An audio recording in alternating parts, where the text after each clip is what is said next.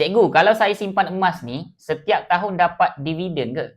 Ini soalan yang ramai orang tanya. Soalan ni sangat penting untuk anda tahu jawapan, kalau tak nanti anda kena tipu dengan emas. Pertama sekali, untuk makluman semua, emas tak ada pendapatan. Jadi kalau ada mana-mana syarikat yang menjanjikan emas ni ada dividen, hibah emas, confirm anda kena angkat kaki, lari jauh-jauh sebab ada kemungkinan anda bakal kena scam. Kalau anda nak tahu, keuntungan dengan emas ni hanya pada kenaikan harga sahaja.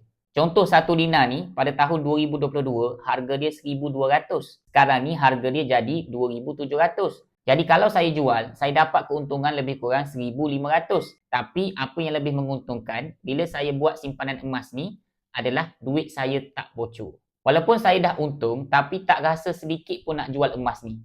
Malah saya rasa bila tengok emas ni rasa nak tambah simpanan. Jadi bagi yang nak belajar, simpan emas di akaun Get Public Gold di bawah bimbingan Cikgu Ridwan dengan ilmu dan support sistem yang betul. Saya akan ajar nanti macam mana nak dapatkan 1 dinar ni dan saya akan bagi ilmu supaya anda tak kena tipu dengan emas. Untuk anda yang nak saya bantu menabung emas di Public Gold, boleh isi beg biru di bawah, nanti saya bantu.